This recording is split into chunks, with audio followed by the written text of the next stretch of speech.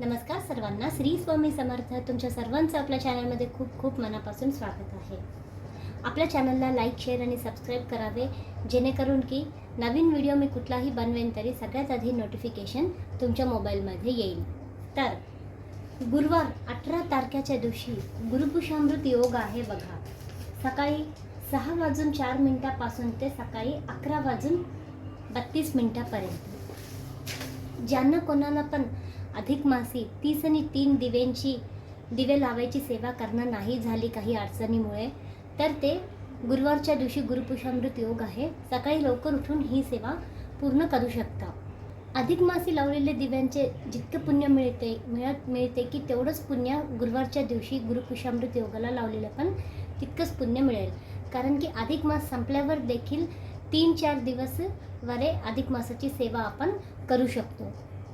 सेवेमध्ये आपल्याला भगवान विष्णूंचं विष्णू सहस्रनाम किंवा व्यंकटेश स्तोत्र, प्राकृत किंवा संस्कृत, महालक्ष्मी अष्टक, श्री सूक्त हे सर्व स्तोत्र मंत्र आपल्याला म्हणायचे आहेत. विष्णू गायत्री मंत्र, लक्ष्मी गायत्री मंत्र हे सगळं काही पण आपल्याला म्हणायचंच आहे. आणि सगळ्यात साधं आणि सोपं म्हणजे ओम नमो भगवते वासुदेवायाचं आपल्याला जितकं जमेल तितकं जप करायचं आहे. मग तुम्ही 30 आणि 3 माळी करू शकता, 1 माळ, 3 माळ, 11 माळी, जितके जमेल तितके तुम्ही सेवा करू शकता. गुरुपुषामृत योगापासून आपल्याला 24 फुलवंतीची सेवा करायची असते. ती कशी म्हणजे बघा, चढता क्रम आणि उतरता क्रम. आता गुरुवारच्या दिवशी 18 जूनला गुरुपुषामृत योग आहे, तर आपल्याला चढत्या क्रमाने सेवा सुरू करायची. फुलवंतीची सेवा कसं थोडक्यात सांगेल मी. आता 18 तारखेला गुरुवारच्या दिवशी संध्याकाळी दिवे लागणीला असो किंवा रात्री 7-8 वाजोस्तर ही सेवा करू शकता. पहिल्या दिवशी 1 फुलवात घ्यायची, ती लावायची. दुसऱ्या दिवशी मग 2, तिसऱ्या दिवशी मग 3, चौथ्या दिवशी मग 4, असं आपल्याला सलग 12 दिवस करायचं आहे. 13व्या दिवशी आपल्याला 13व्या दिवसापासून उतरता क्रम करायचा. 13व्या दिवशी आपल्याला 12 फुलवाती, परत 14व्या दिवशी 11, 15व्या दिवशी 10, असं आपल्याला सलग 24 दिवस हे 24 फुलवातीची सेवा चढत्या क्रम आणि उतरत्या क्रमाप्रमाणे करायची आहे. आणि तुम्ही दिवे लावताना पितळाची पंती घ्या, चांदीची घ्या किंवा मातीची पंती घ्या, स्टीलची घ्या, कुठलीही घ्या, एकच ठेवावी. नुसतं फुलवाती लावून होत नाही. फुलवाती लावल्यावर आपल्याला विष्णू भगवानचं सेवा करायची आहे किंवा बालाजींचं करायचे, महालक्ष्मी अष्टक किंवा 108 नावं देवीची आणि देवाचे आपल्याला म्हणायचेच आहेत.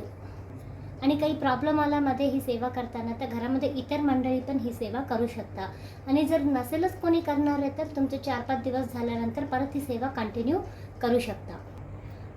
आपल्याला कष्टाला पर्याय नाही. कष्ट हे आपल्याला करायचेच आहेत, पण आपण केलेल्या कष्टाला आपल्याला नशिबाची साथ मिळावी, आर्थिक आपल्याला अडचणी कमी व्हावेत, आपल्याला जे काही लक्ष्मी प्राप्त होती त्याच्यामध्ये बरकत राहावी, स्वामींचे आशीर्वाद मिळावे, भगवान विष्णूचे, माता लक्ष्मीची अखंड कृपा राहावी, म्हणून आपल्याला हे छोटे मोठे सेवा असं करायचं असतं.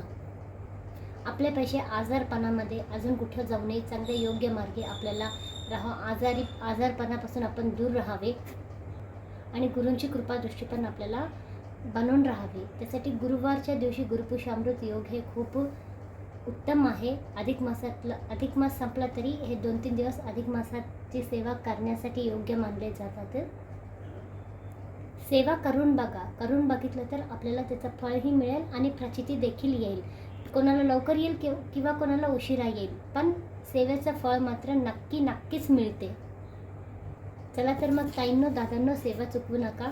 नक्कीच सेवा करा. सुरुवात करा सेवेला. सेवा करा, सेवेकरी व्हा. भेटूया परत असंच एका नवीन व्हिडिओ सोबत. तोपर्यंत श्री स्वामी समर्थ.